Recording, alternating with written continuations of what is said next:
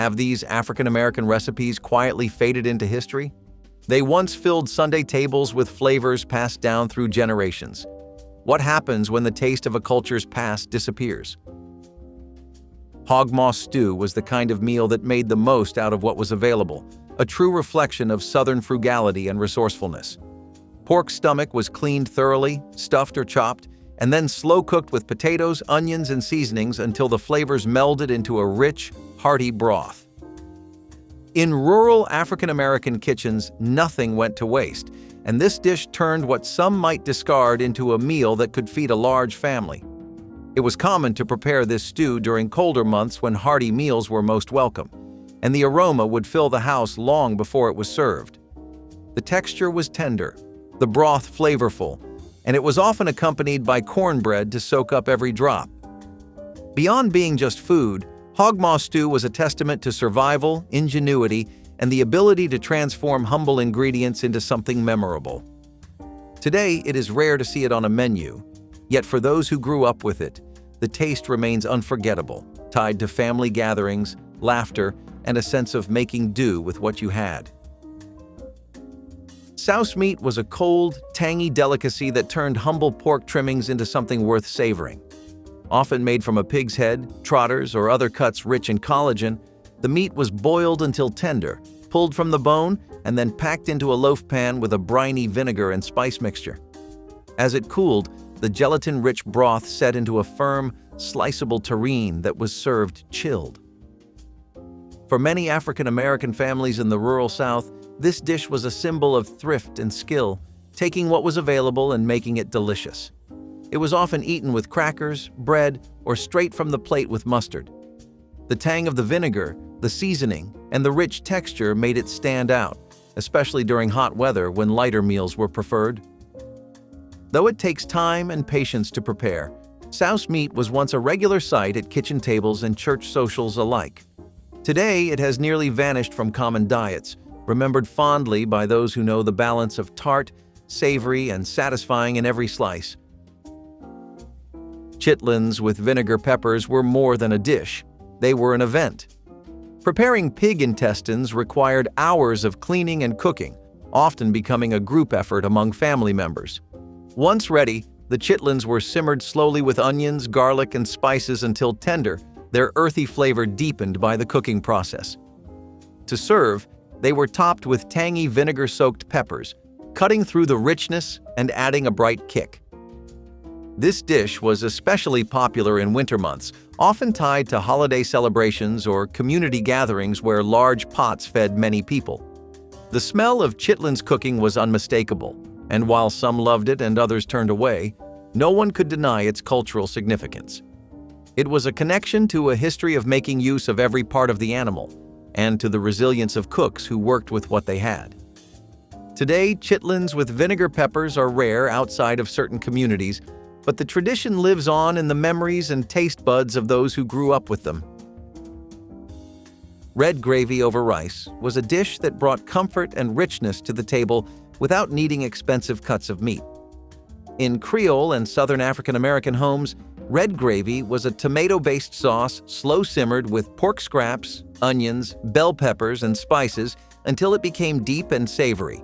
It was ladled generously over fluffy white rice, creating a meal that was filling, flavorful, and affordable. The pork scraps gave the sauce body, while the vegetables and seasoning layered in complexity. This was a weekday staple as much as it was a Sunday dinner, depending on what was on hand.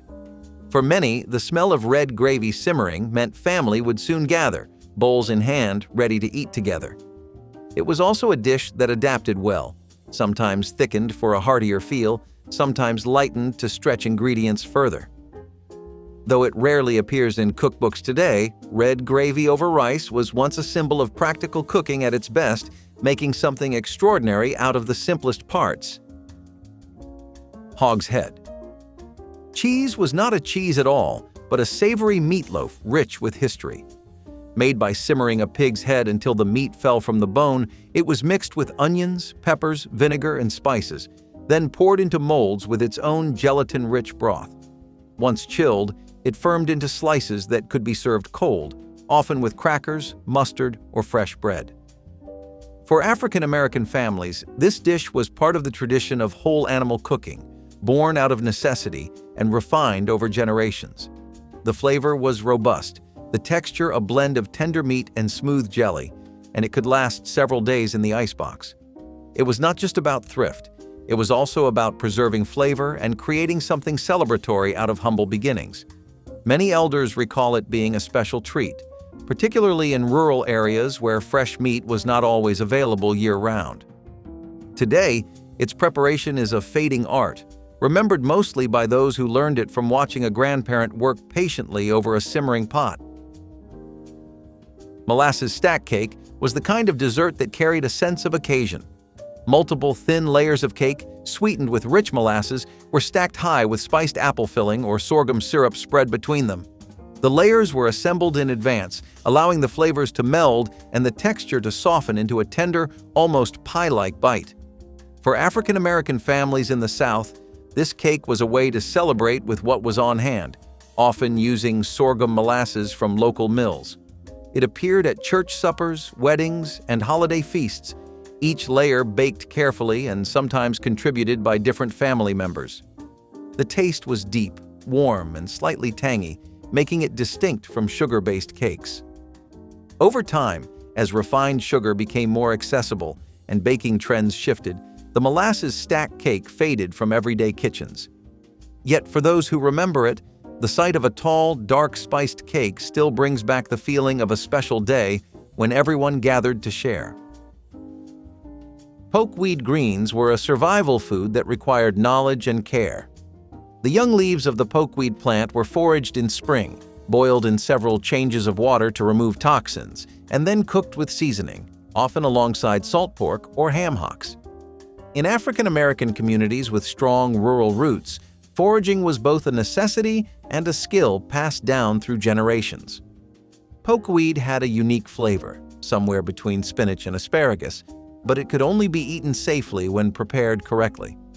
These greens were served alongside cornbread, sometimes with a dash of vinegar for brightness. For many, they were a reminder of hard times, but also of the resourcefulness that kept families fed. Gathering pokeweed was a seasonal ritual, one that connected people to the land and to each other. While it is rarely eaten today due to the labor and caution required, its memory lingers as part of the legacy of making the most of what nature offered. Ashcooked sweet potatoes were a simple yet unforgettable treat. Whole sweet potatoes were nestled directly into the hot ashes of a wood-burning fireplace or outdoor fire pit, slowly roasting until their skins blackened and their insides caramelized. The result was a soft, smoky sweetness that needed no sugar or butter to shine. In African American households, especially in rural areas without modern ovens, this method was both practical and flavorful. The smell of roasting sweet potatoes would fill the air, drawing children and adults alike to the hearth. Once cooked, they could be split open and eaten right from the skin, often as a snack on cold evenings. This was food tied to patience and tradition, a reminder that sometimes the simplest preparations yield the richest flavors. Today, with most cooking moved indoors and convenience foods replacing old methods, ash-cooked sweet potatoes are rarely made, but for those who tasted them, they remain unmatched. Hoe cakes were more than just cornmeal pancakes. They were a connection to labor, history, and home. Made from a simple batter of cornmeal, water, and a pinch of salt, they were cooked on flat iron griddles, skillets, or even the flat side of a hoe blade over an open fire. This made them quick to prepare in the fields or at home, perfect for feeding hungry workers. Hoe cakes had a crisp edge, soft center, and a flavor that paired well with everything from syrup to savory stews. In African American history, they represented sustenance during long days and ingenuity in cooking methods. They could be eaten for breakfast, lunch, or dinner, depending on what was available to serve alongside them. While modern kitchens have replaced open fires, the memory of hoe cakes remains tied to family stories and community meals.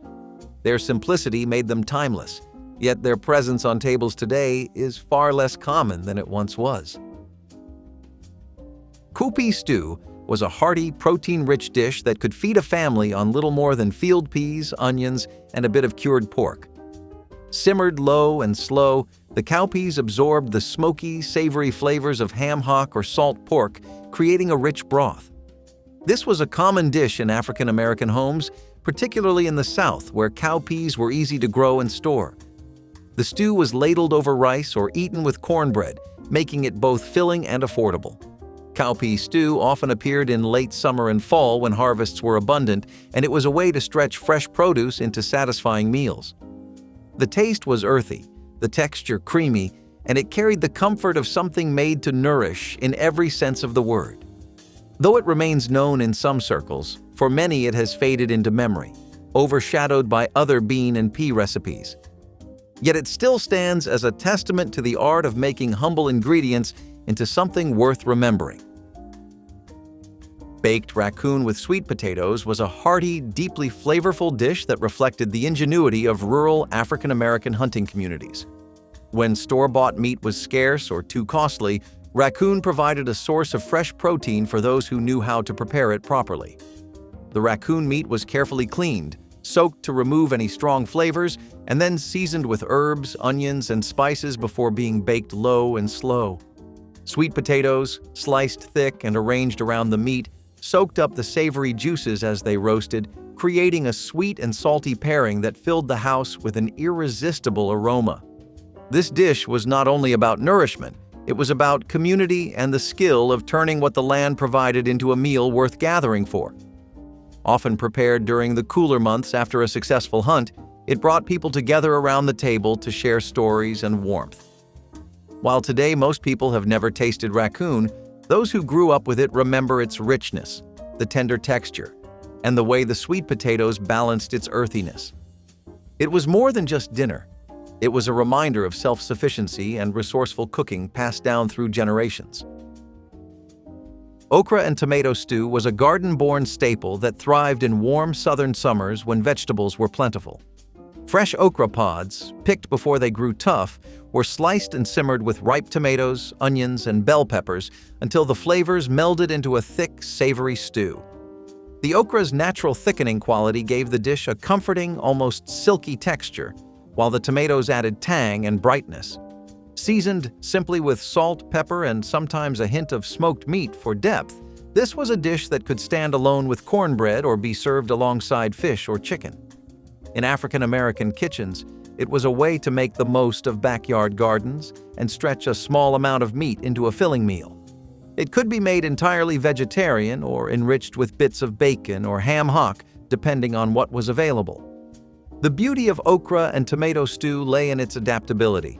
Each household had its own variation, often influenced by what was growing just outside the kitchen door.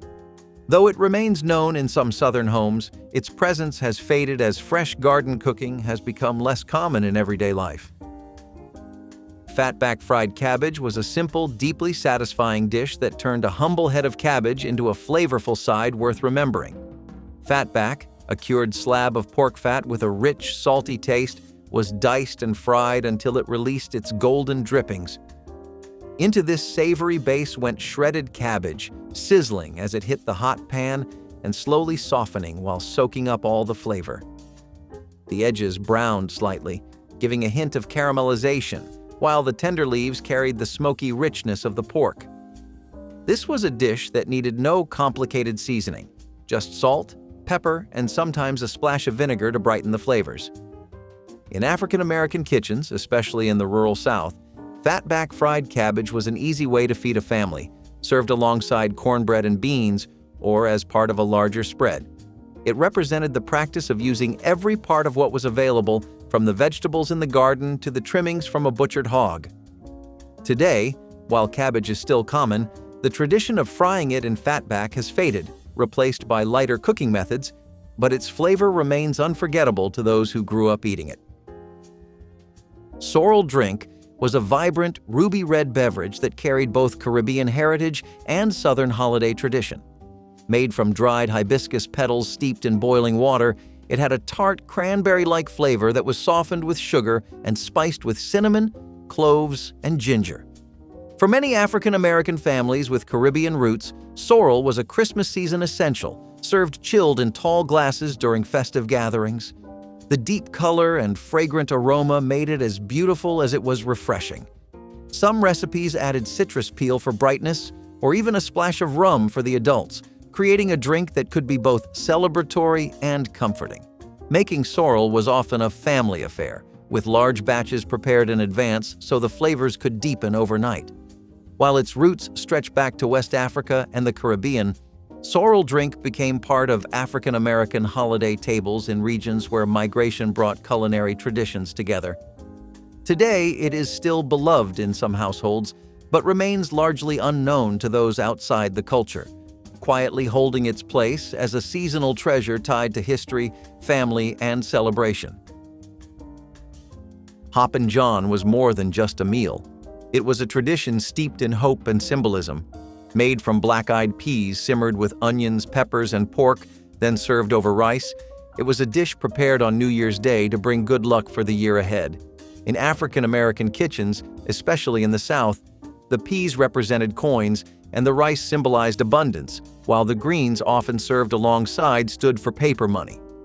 Smoked ham hock, bacon, or fatback lent a deep, savory flavor that turned simple ingredients into something rich and comforting. Families would gather around bowls of Hoppin' John, sharing not only food but the belief in a better year to come. Its origins trace back to West African culinary traditions brought over by enslaved people, blending with Southern ingredients to create a uniquely African American staple. While it is still made in some homes today, the widespread observance of this tradition has waned, and many now know it only by name. Yet for those who keep it alive, Hoppin' John remains a flavorful reminder of heritage, resilience, and the power of food to carry meaning. Stewed squirrel with dumplings was once a common sight in rural kitchens, where small game played a vital role in feeding families. After a successful hunt, squirrels were skinned, cleaned, and simmered slowly with onions, carrots, and celery until the meat became tender enough to fall from the bone. Soft dumplings made from flour and lard or butter were dropped into the bubbling broth, soaking up the savory flavors. This dish was especially valued in the cooler months when fresh meat was scarce and every source of protein mattered. In African American communities with hunting traditions, stewed squirrel was as practical as it was comforting, turning a modest catch into a hearty, filling meal. The dumplings stretched the stew further, ensuring there was enough to feed everyone at the table. While many today have never considered squirrel as food, for those who grew up with it, the taste was familiar, mild, and satisfying, especially when paired with the soft, pillowy dumplings. It was a dish born from necessity, but one that carried a sense of home and shared effort. Sweet potato biscuits brought a touch of sweetness to the bread basket, making them a beloved addition to breakfasts and suppers alike. Mashed sweet potatoes were mixed into biscuit dough, giving the bread a soft texture, golden color, and natural sweetness that paired perfectly with both savory and sweet toppings. These biscuits could be enjoyed with fried chicken, drizzled with sorghum syrup, or simply spread with fresh butter. In African American kitchens, especially in the South, they were a way to use leftover baked sweet potatoes and add variety to everyday bread. The earthy sweetness of the potatoes balanced beautifully with the rich, buttery crumb of the biscuit, making them a favorite at church gatherings, Sunday dinners, and holiday meals. They baked up tender yet sturdy, with just enough sweetness to feel special without becoming dessert. Today, sweet potato biscuits are less common outside of certain regions, often replaced by standard white biscuits, but those who remember them speak of their warmth, flavor, and the way they brought people to the table with smiles.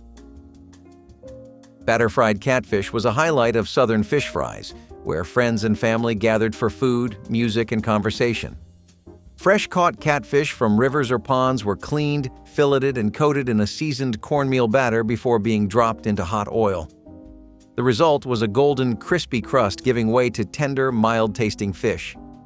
Often served with coleslaw, hush puppies, and tartar sauce, it was a meal that celebrated both the bounty of local waters and the joy of community. In African American culture, fish fries were more than a way to eat. They were social events that strengthened ties and offered a space for laughter and storytelling. Batter-fried catfish was a centerpiece of these gatherings, appreciated for its satisfying crunch and comforting flavor.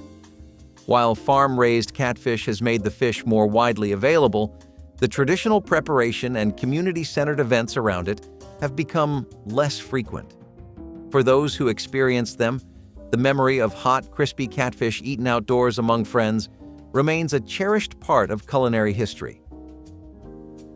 Collard greens with Potlikker was a dish where nothing went to waste and flavor reigned supreme. Collard greens were simmered for hours with smoked pork or turkey, allowing their sturdy leaves to soften and absorb the rich, savory essence of the meat. The resulting broth, known as Potlikker, was a nutrient-packed liquid treasured as much as the greens themselves. Served with cornbread for dipping, it was both meal and sustenance, especially in lean times. In African American cooking, this was more than just a side. It was a way to nourish the body fully, drawing on traditions of resourcefulness passed down through generations. Potlikker was even believed to have restorative qualities, making it a home remedy as well as a culinary staple. The flavor was deep, smoky, and satisfying, with the greens offering a balance of bitterness and earthiness. While collard greens remain a symbol of Southern cooking, the reverence for Potlikker has faded, leaving behind a tradition worth remembering for its taste and history alike. Blackberry dumplings were a summer treat that celebrated the abundance of wild fruit. Blackberries, plucked fresh from brambles along fence lines and fields, were simmered with sugar until they released their juices and became a bubbling, fragrant sauce. Soft dumplings made from biscuit dough were dropped into the pot, absorbing the sweet berry flavor as they cooked. Served warm, often with a splash of cream or a scoop of ice cream, this dessert brought together the tartness of the berries and the comfort of tender dumplings. In African American rural communities, blackberry picking was often a family activity, with children and adults working together to gather enough fruit for pies, jams, and desserts like this. The dumplings stretched the berries into a more filling dish, ensuring everyone could have a generous portion. While store-bought berries are common today, the act of foraging for wild ones and making simple rustic desserts from them has largely disappeared, leaving blackberry dumplings as a delicious memory from a time when seasons shaped the table. Liver and onions with pan gravy paired the deep, earthy flavor of seared beef liver with the gentle sweetness of caramelized onions for a meal that was hearty and nourishing. It was once a staple in many African American homes, especially in rural communities, valued for its affordability and high iron content. After the liver was browned, the pan drippings were turned into a rich brown gravy, thickened with flour and seasoned with salt and pepper. Served with mashed potatoes or rice, it offered comfort and satisfaction. While the strong flavor of liver wasn't for everyone, those who grew up with it often carried the taste into adulthood. In the days before easy access to costly cuts of meat, liver provided an accessible protein source that fit a waste-not approach to cooking, ensuring no part of the animal went unused, and every meal was as filling as it was purposeful. Salted fish cakes were savory, pan-fried patties made from rehydrated salted fish mixed with mashed potatoes, onions, and spices. This preservation method had strong ties to African American and Caribbean cooking, where salted cod or other preserved fish were traded and transformed into flavorful meals. The mixture was shaped into cakes and fried until crisp on the outside with a tender, flaky interior. Often served with hot sauce or mustard, they could be eaten at breakfast, lunch, or dinner. The salty richness of the fish blended perfectly with the mild potatoes, while onions added sweetness and texture. In communities far from the coast, salted fish was a pantry staple that lasted for months without refrigeration. Fish cakes were an economical way to stretch limited protein, creating a satisfying dish that combined coastal preservation traditions with Southern comfort cooking, delivering big flavor from simple, enduring ingredients. Boiled peanuts were a beloved snack in Southern African American communities, often tied to slow afternoons on porches or roadside stands. Fresh green peanuts were simmered for hours in salted water, sometimes with cayenne or garlic, until tender and flavorful. Their soft, briny taste made them completely unlike roasted peanuts and best eaten warm straight from the pot. Harvest season often brought families together around big stock pots, chatting while peeling open the damp shells to reveal the tender beans. Selling boiled peanuts along rural roads became both a seasonal tradition and a small source of income. Inexpensive, filling, and easy to make in large batches, they were perfect for festivals, gatherings, or casual visits. While they remain a cherished regional treat in some areas, their everyday presence has faded, leaving behind a nostalgic reminder of communal cooking, patience, and turning humble harvests into something truly worth savoring. Apple Brown. Betty was a humble yet satisfying baked dessert made by layering sliced apples with breadcrumbs or pieces of day-old bread, then sprinkling the layers with sugar, cinnamon, and nutmeg. Butter was dotted generously throughout, and the dish was baked until the apples softened and the topping became golden and crisp. It was a resourceful dessert that made use of stale bread that might otherwise be discarded, transforming it into something sweet and comforting. For African American families, especially in rural areas, it was a common treat after Sunday dinners or community gatherings. Served warm, often with a drizzle of cream or a scoop of homemade ice cream, it balanced tart fruitiness with cozy spice and richness. The recipe's simplicity made it accessible to home cooks of all skill levels, and the ingredients were inexpensive and easy to find. While more elaborate pies and cobblers became popular over time, Apple Brown Betty quietly slipped into the background, remembered fondly by those who grew up with its unpretentious charm and the way it filled kitchens with the scent of baking apples and toasted bread. Corn pudding was a smooth, custard-like side dish that showcased the natural sweetness of fresh corn blended with milk, eggs, and butter. Kernels were often scraped straight from the cob, releasing their milky juices before being folded into a simple batter. Some cooks added a spoonful of sugar, while others preferred a more savory approach with salt, pepper, or a dusting of cheese. In African American homes, it was a centerpiece at Sunday dinners, church socials, and holiday feasts, pairing beautifully with roasted meats or fried chicken. Its gentle texture and warm flavor made it appealing to all ages. Prepared in large pans, it could feed many with ease, making it ideal for big families and community gatherings. As boxed mixes and quick side dishes replaced scratch-made recipes, it became rarer, but for those who knew it well, corn pudding remains a beloved reminder of generous tables and heartfelt cooking. Hog Crackling Cornbread was a rich, rustic twist on classic cornbread, baked with golden, crispy pork cracklings scattered throughout the batter.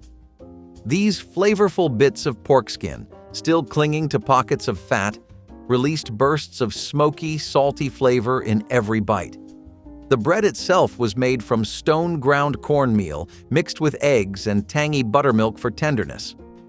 Once a favorite in farming communities, it reflected a tradition where nothing from the hog was wasted. Crackling cornbread was served with collard greens, beans, or hearty stews, soaking up the flavorful juices. Sometimes it stood alone, eaten warm with butter as a filling snack. Closely linked to hog killing season, it carried the spirit of family gatherings and resourceful cooking. As fewer households raised their own livestock and diets shifted, the tradition faded, but for those who remember, its bold, satisfying bite remains an unforgettable taste of a time when food told a story. Mustard greens with smoked turkey offered a flavorful, lighter take on the classic pot of greens traditionally cooked with pork. The peppery greens were simmered slowly with smoked turkey wings or legs, releasing a deep, savory aroma as the broth grew rich and seasoned. The turkey meat, tender and falling from the bone, infused every leaf with smoky depth. The Potlikker, or cooking liquid, was prized on its own, perfect for dipping warm cornbread. In African American kitchens, smoked turkey became a popular choice in later decades for those seeking a leaner protein without sacrificing tradition. The dish was a staple at Sunday dinners, reunions, and holidays, bringing families together over steaming bowls. Long simmering ensured the greens were soft and deeply flavored. While still made today, convenience foods have replaced the slow, careful preparation in many homes, leaving this version a reminder of patience, community, and soulful cooking. She crab soup was a rich, velvety bisque tied closely to Gullah Geechee coastal traditions, made with fresh crab meat and the delicate roe from female crabs. The roe gave the soup a distinctive orange hue and depth of flavor that could not be replicated with substitutes. Simmered slowly with butter, cream, and a touch of sherry, it was a dish served for special occasions or to honor guests. Its origins trace back to Charleston kitchens, where African-American cooks perfected the technique, balancing sweetness from the crab with the savory cream base. Served piping hot, often with a sprinkle of fresh parsley, it was both a comfort and a luxury. Overfishing, rising costs, and changes in seafood sourcing have made authentic she-crab soup rare, leaving it as a treasured memory for those who once knew the joy of its silky texture and briny, ocean-rich flavor. Stewed oxtails were once a humble dish, made from a cut of meat that required long, patient cooking to transform it into something tender and deeply flavorful. Slowly simmered with onions, garlic, and aromatic herbs, the oxtails released rich gelatin into the broth, creating a silky gravy that clung to every bite. Often served over rice, the dish was both filling and comforting, making it a favorite for Sunday dinners or cool weather meals. In African-American kitchens, stewed oxtails represented a commitment to using every part of the animal and turning it into something extraordinary through time and care. The slow cooking process allowed families to gather and share stories while the aroma filled the home. Today, oxtails are far more expensive, and the tradition of simmering them from scratch has become less common, leaving behind a deep culinary legacy tied to resourcefulness and flavor. Field pea and okra succotash was a colorful summer dish that combined the nutty taste of fresh field peas with the silky texture of okra and the sweetness of corn. Cooked gently in butter or with a touch of bacon fat, it celebrated the harvest season, bringing together vegetables that grew abundantly in southern gardens. African-American cooks often prepared it for family meals and community gatherings, serving it as a side or a light main dish with cornbread. The blend of textures, from the tender peas to the soft okra, created a satisfying balance, while the corn added bursts of sweetness. This dish reflected a strong connection to the land and the value placed on fresh, seasonal produce.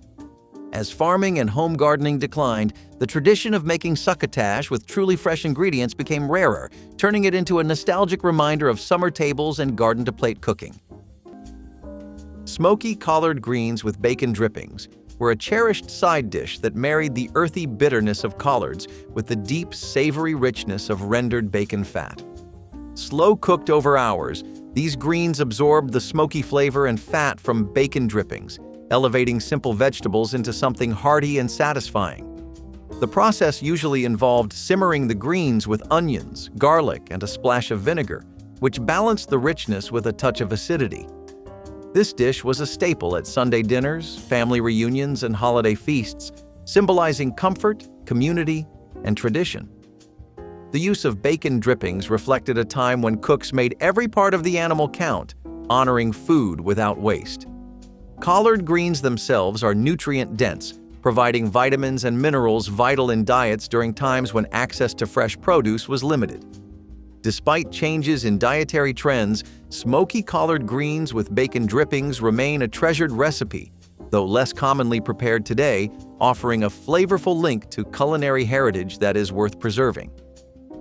Using ash to soften beans faster without soaking overnight sounds like a wild trick from another world, but for Native American cooks, it was just another part of making the impossible work.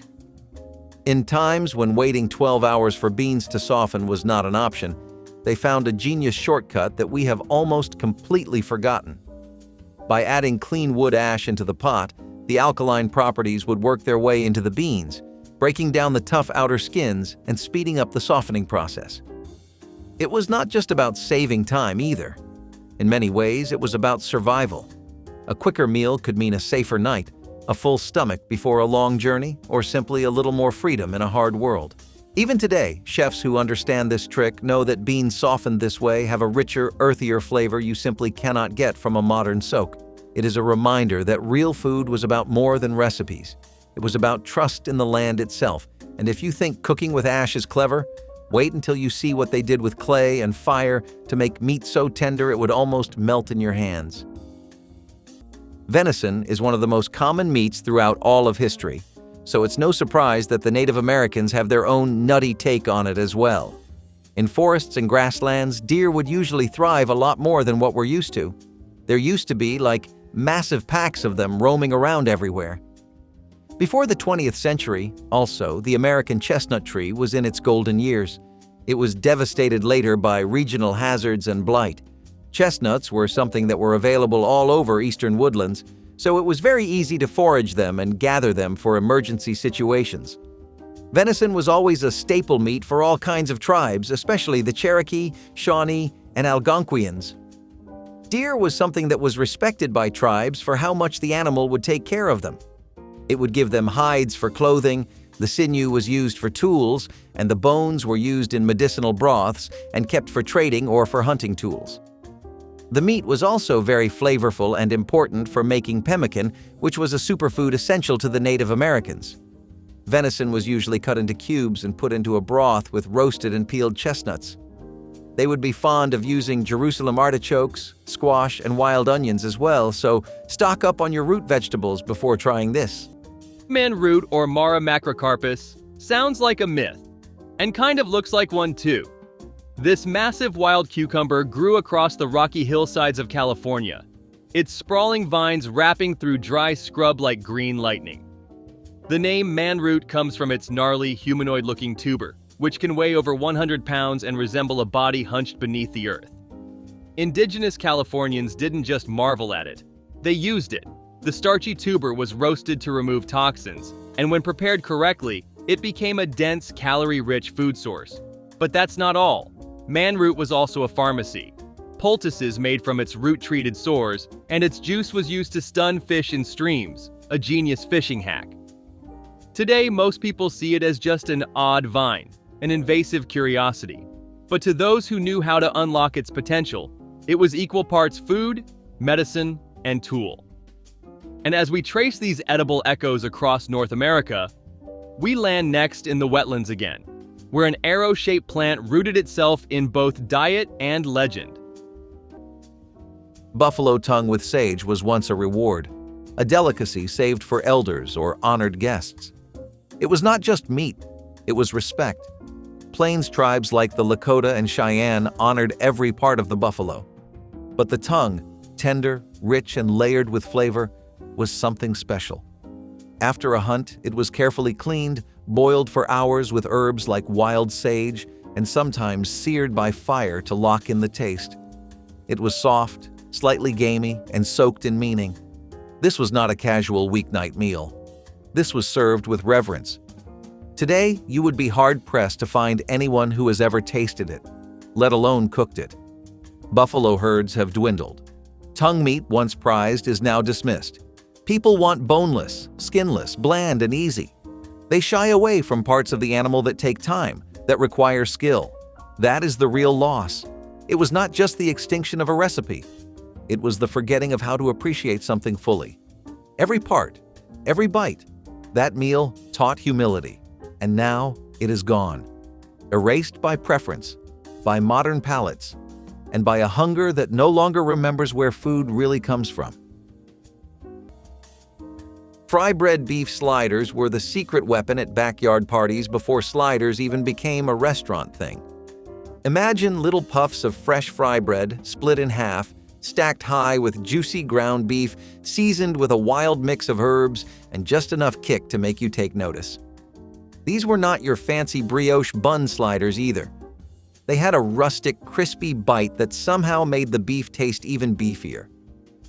Toss on a dollop of smoky sauce or a handful of pickled onions if you were feeling fancy, but honestly, nothing beat the classic. Beef, fry bread, and maybe a thin slice of tomato if it was growing in the garden. It was the kind of food that got you running back to the table before the adults could claim the last one. You might think nothing could top biting into one of those crispy, steamy little bundles, but the next dish might just prove otherwise. Grits and greens was a beloved pairing in African American kitchens, where creamy, stone-ground grits were served alongside seasoned, slow-cooked greens, such as collards or mustard greens. The grits, smooth and hearty, provided a comforting base that balanced the bold, often smoky flavors of the greens. These greens were simmered with garlic, onions, and sometimes smoked meat or bacon fat, infusing them with deep, rich taste. This duo was more than just food. It was a symbol of home, resilience, and tradition passed through generations. Grits and greens were commonly eaten for breakfast or dinner, making the most of affordable ingredients that packed nutrition and flavor. The combination also reflects a deep connection to Southern agriculture and African culinary heritage, highlighting the resourcefulness of cooks who used what was available to create satisfying meals. Though simple, this dish required skill and patience to perfect, especially in preparing the greens just right. Today, while still enjoyed in some areas, grits and greens have become less frequent at the dinner table, making their revival a celebration of a rich cultural past. Burying food underground for natural refrigeration was one of the quiet genius moves that let Native American families survive through blistering summers and brutal winters alike. It sounds almost too simple now, but when done right, it was remarkably effective. By digging deep, shaded pits and lining them with grass, bark, or even cool stones, they created natural refrigerators that could keep vegetables crisp, fruits fresh, and even meat safer than leaving it above ground. There was an art to it, a dance with the seasons and the soil that few today remember. But the wisdom of making the earth itself your storage partner never truly faded. And when long journeys or harsh winters loomed ahead, native chefs had another brilliant solution for keeping their people nourished on the move, mixing wild berries, nuts, and hidden energy into one of history's first real trail mixes. That's exactly what the Indian cucumber root delivered. This fascinating forest plant provided indigenous communities with a crisp, refreshing snack, straight from the ground.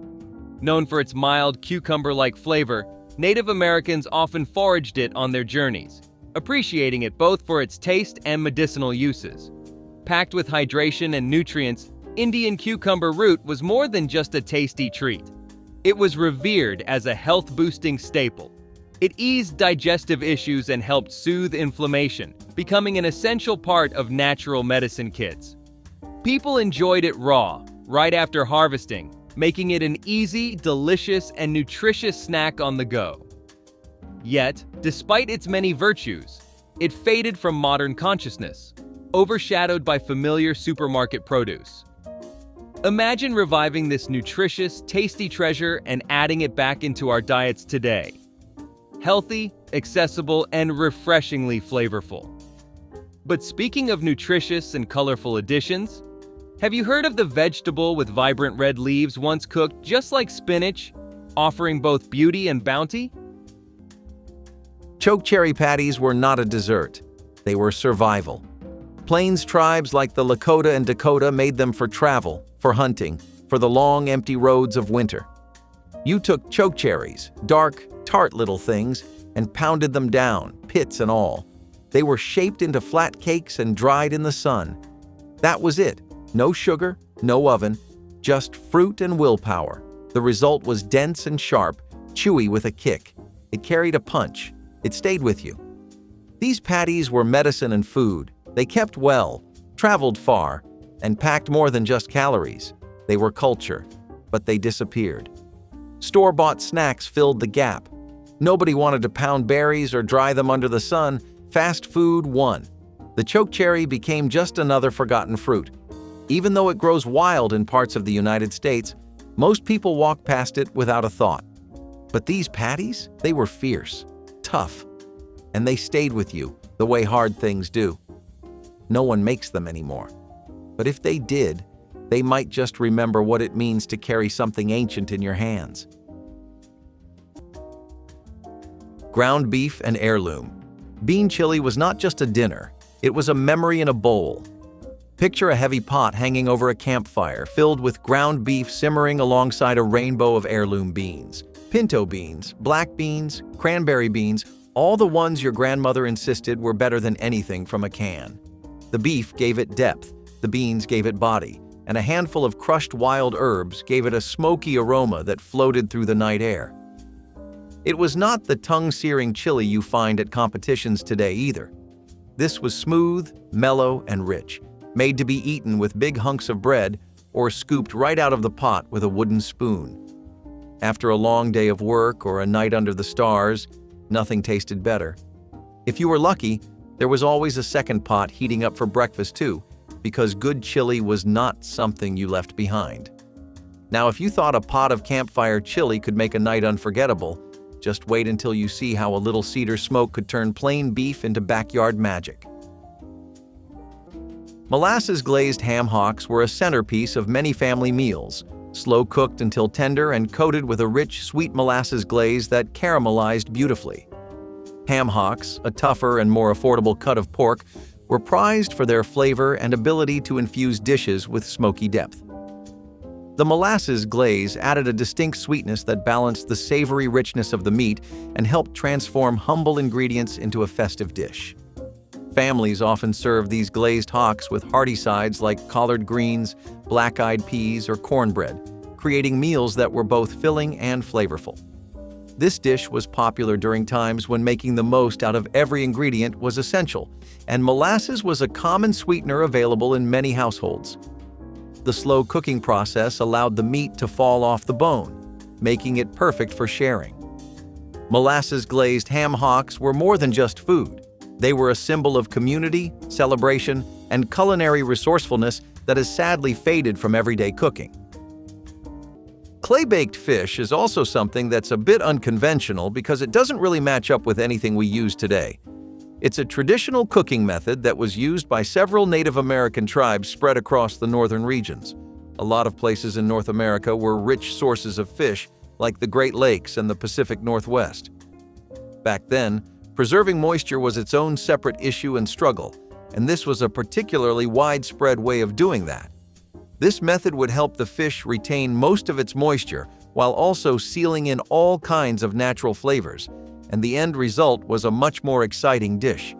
Now, this works with most kinds of fish, so it's not like there's some strict preference. You should just roll with what you like. If you want to be historically accurate, then the Chinook and Haida tribes were pretty fond of using salmon.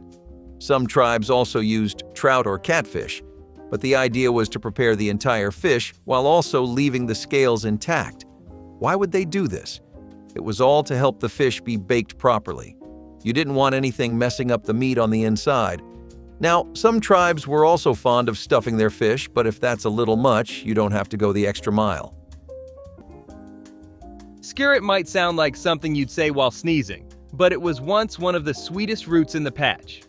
Grown in colder climates and cultivated in neat rows, this starchy vegetable produced clusters of thin, white roots that were naturally sugary. So sweet, in fact, they were sometimes eaten raw. Indigenous gardeners in northern regions prized skillet for its flavor and adaptability. It could be roasted, boiled, mashed, or made into fritters and stews, its taste falling somewhere between carrot and parsnip with a smooth, creamy texture. But as maize agriculture spread and corn began dominating both fields and diets, skillet fell out of favor. It just didn't scale like corn, nor did it compete with the growing number of introduced crops. But before skillet slipped away, another seasonal player showed up every spring, bearing fruit that had to be timed just right. Traditional cedar-smoked beef skewers were one of those dishes that proved you did not need 1,000 ingredients to create something unforgettable. Beef was marinated with just salt, pepper, and maybe a brush of honey if you were feeling wild, then threaded onto wooden sticks and slow roasted over cedar branches. The cedar smoke wrapped itself around the beef, sinking deep into every fiber, turning a simple skewer into a feast that could make even the grumpiest neighbor smile. You would find folks gathered around fire pits, laughing and trading stories while keeping an eye on their skewers, turning them every so often to get that perfect even char. There was something about the smell of cedar smoke that felt like a hug from nature itself, especially when it meant that dinner was almost ready. Kids would sneak bites straight off the sticks, adults would pile them high on plates, and nobody ever left hungry. And if you thought cedar smoke could work miracles on plain beef, wait until you see how mustard greens and ground beef teamed up for one of the most overlooked flavor combos in history. Candied sweet potatoes with marshmallows were a festive favorite, especially during holidays, layering tender sweet potatoes with a sugary glaze and melted marshmallows on top. The dish combined the natural sweetness of the potatoes with the soft, gooey texture of marshmallows, creating a dessert-like side that delighted many families. Sweet potatoes were an affordable and nutrient-rich staple, and adding marshmallows elevated the dish, making it special for celebrations such as Thanksgiving or Christmas. This recipe reflected both creativity and joy in cooking, transforming simple ingredients into a comforting and visually appealing dish. The sugary topping was often made from brown sugar and butter, intensifying the flavors and providing a caramelized crust after baking. Candied sweet potatoes with marshmallows were commonly served alongside savory dishes, balancing out hearty meals with sweetness. Although its popularity has declined somewhat, this dish remains iconic, embodying the warmth and festivity of family traditions and the inventive spirit of African-American home cooks. Acorn bread was once a labor of love, a gift from the Oaks. It was never about speed or convenience. First, you had to gather the right kind of acorns. Not just any would do. Then came the leaching. That meant soaking and rinsing them again and again, sometimes for days, to wash away the bitterness. Only then could they be dried, ground into flour, and baked into a soft, nutty loaf. The miwok, the pomo, the chumash. All of them had variations of this bread. It came out of earth and patience. It tasted like the forest in the best way, and it kept you full when little else could. But today the oaks are trimmed, the acorns left to rot, and the bread forgotten. Industrial white loaves sit on shelves. The work of acorn bread seems too long, too hard, too slow.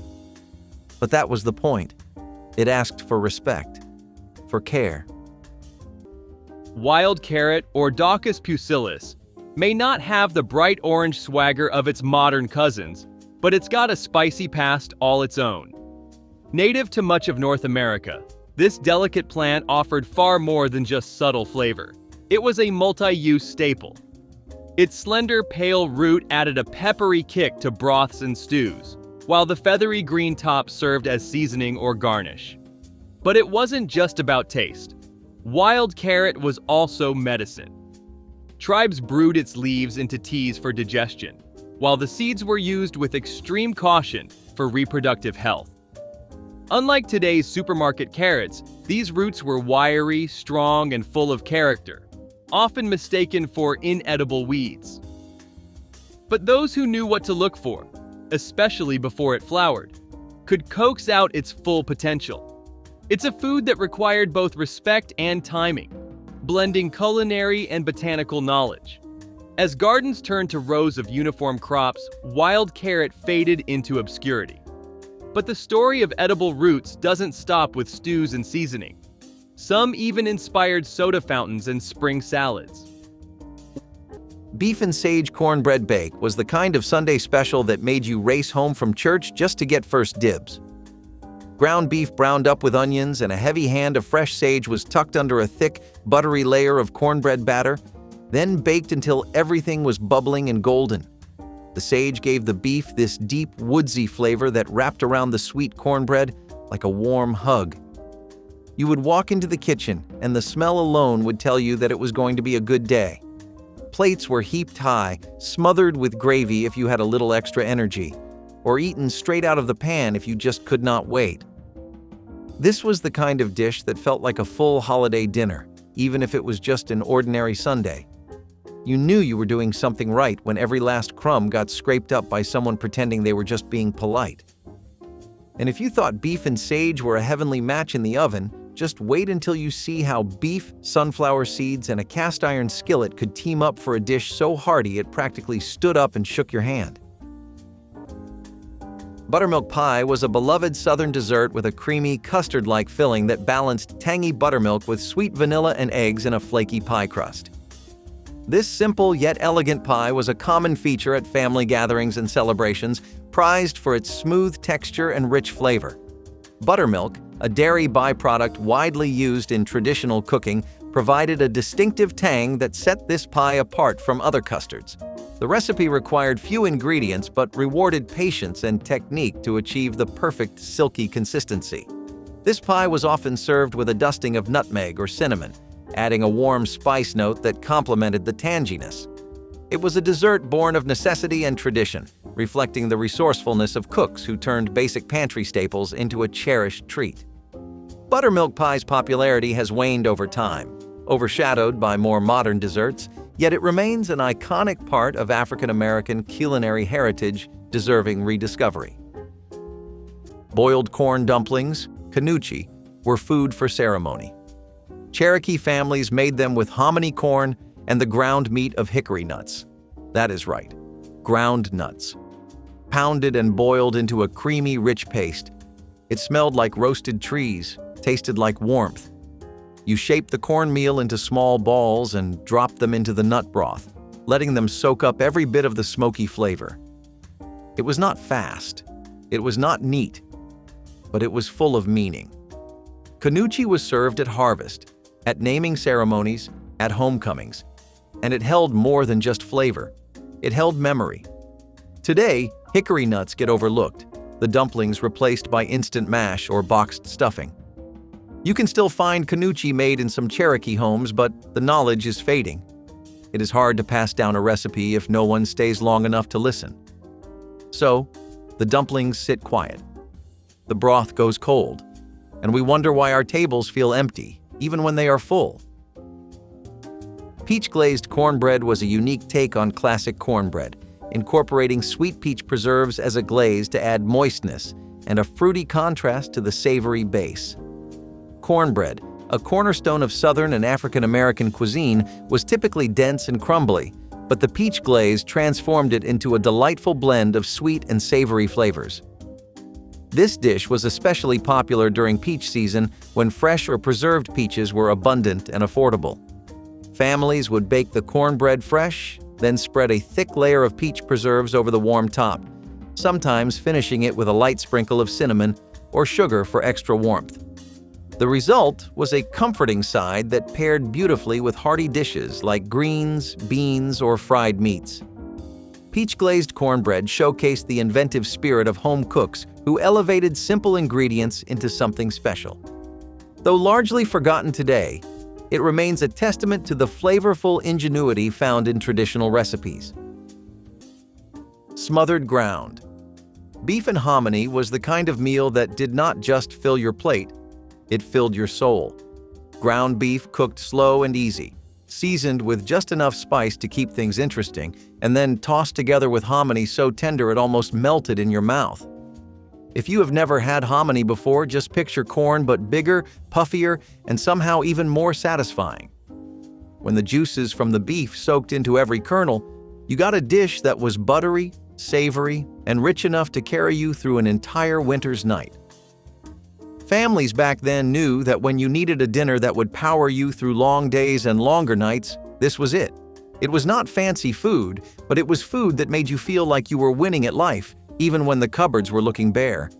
Now, if you thought beef and hominy could turn a plain night into something unforgettable, get ready to bite into a dish that brought every powwow to life with a little bit of crunch and a whole lot of heart. Sorghum syrup. Pancakes were a breakfast favorite where pancakes, made from simple batter, were generously drizzled with locally produced sorghum syrup, an old-fashioned sweetener.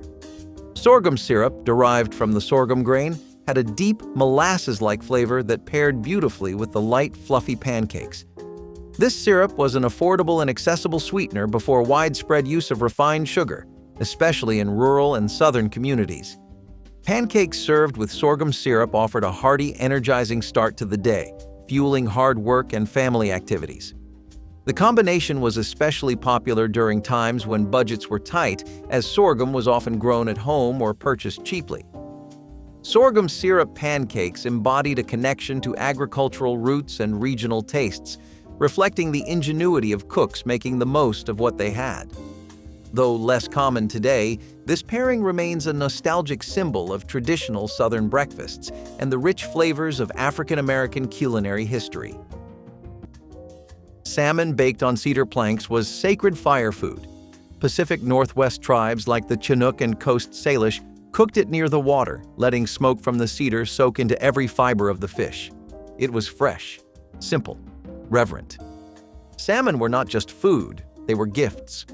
Their return marked the seasons, and when the fish came back, so did the ceremonies. You tied the salmon to wooden planks, set them near the fire, and turned them slowly, letting every part soak in the wood and flame. It was buttery, smoky, and full of earth. Today, cedar plank salmon shows up on restaurant menus, but it is not the same. The fish is factory farmed. The wood is decorative. The spirit is missing. What was once a ritual became a garnish.